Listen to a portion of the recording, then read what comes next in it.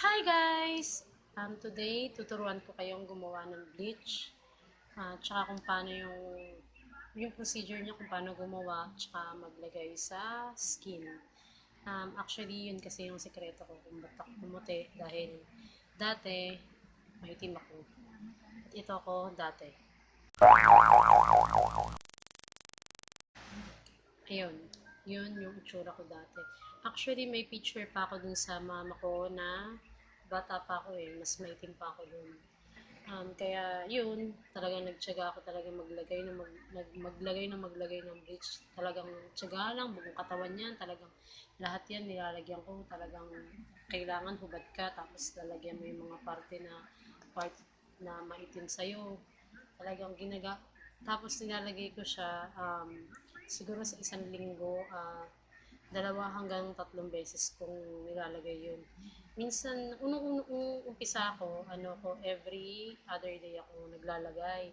Ano siya, 30 minutes, 30 minutes, kada lagay mo 30 minutes, tapos yun, tsaka mo siya babanlawan.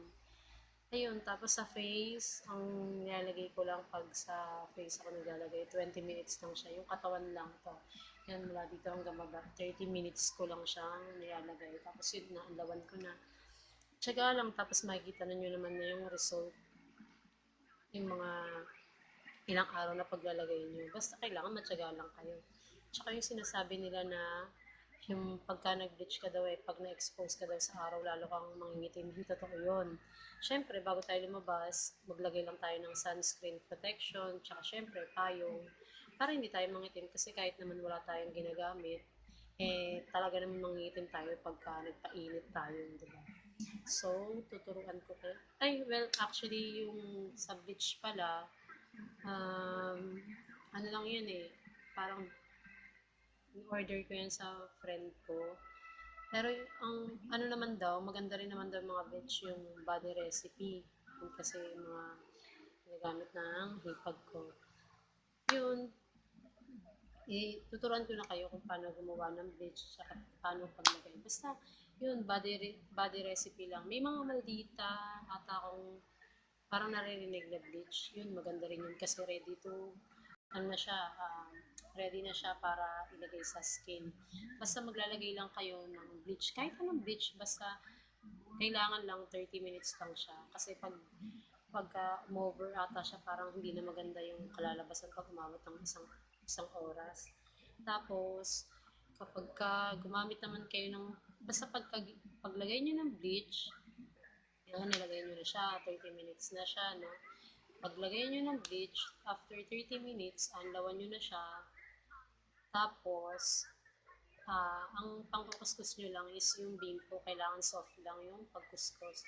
Tsaka sa akin kasi, ginagamit ko na soap is Skin White. Tsaka yung lotion kasi doon ako hiyang. So, kung saan kayo hiyang na sabon na pang paputi, yun ang gamitin nyo. So, ngayon, tuturuan ko na kayo kung paano gumawa ng bleach yung ginagamit ko. Ito. Ito. Nilagyan na gagamitin natin sa bleach.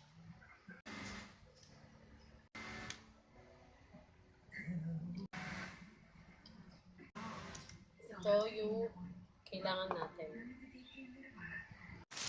Ngayon, maglalagay tayo ng powder ng 4. 1, 2, 3, 4. Tapos, yung soap chips, dalawa lang. Yung soap chips. Oops. Sa dalawa.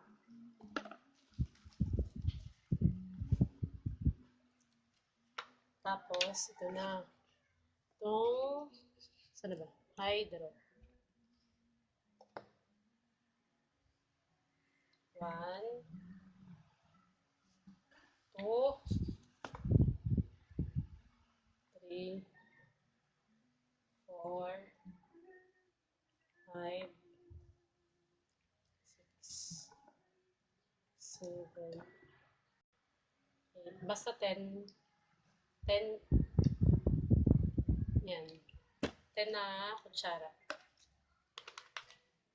Tapos, halo-halo, halo-halo.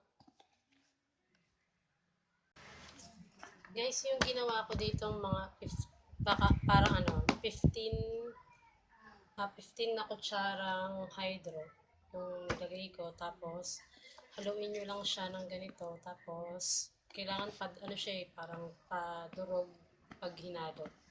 Tapos, pag ganito na, parang ice cream na. Tapos, medyo, parang padurog na siya. Ganito na. Yan. Pwede nyo na siyang lagyan ng dog. Kailangan yung yung white. Hindi kasama yung pula. Yan. Hindi siya kasama. Yan.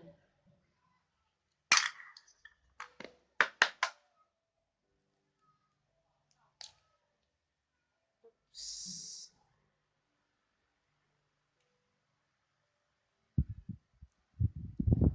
White lang na egg.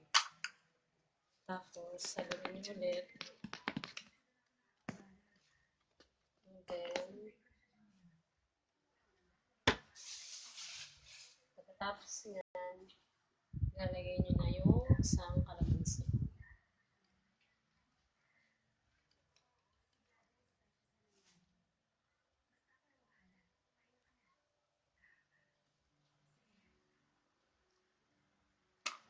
Tapos, konting halo. Tapos, maglalagay kayo ng tansyahin yung mga kalahati ng alpine. Kalahati lang nito.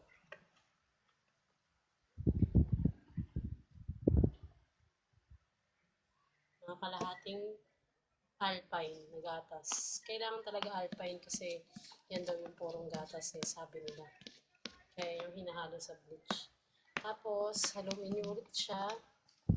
Haluin nyo ulit siya ng padurog.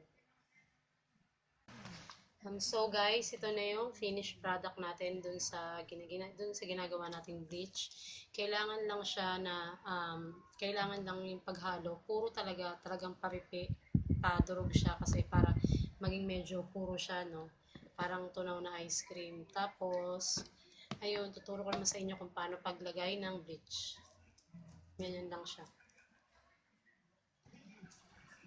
Para ka lang nagpipintura.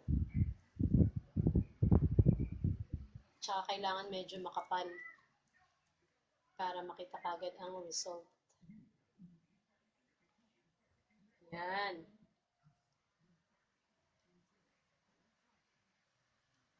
Yan.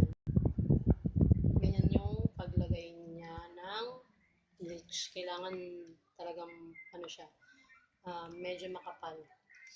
Basta sa katawan, 30 minutes. Tapos sa face, 20 minutes. Ayun. Guys, subukan nyo tong bleach. Basta kahit anong bleach na hiyang sa inyo, kahit body recipe pa yan, kahit etas pa yan, basta 30 minutes lang sa katawan, 20 minutes lang sa face. Huwag sa sobra, kahit every other day nyo gawin, basta 30 minutes lang. Kung ano yung nakalagay sa procedure, yun ang gawin nyo. Ayun, talagang effective talaga tong bleach. 100% talaga nakakakinis, nakakaputi, nakakapantay ng kulay, tsaka nakakatuyo siya ng pimples, tsaka natatanggal niya rin yung mga peklat-peklat ng pimples niya. Talagang malaking tulong sa atin to mga babae. Ayun, and that's it for today. Sana magustuhan nyo tong ginawa ko ngayon. Yun lang muna. Yun muna, guys. Thanks for watching. Bye!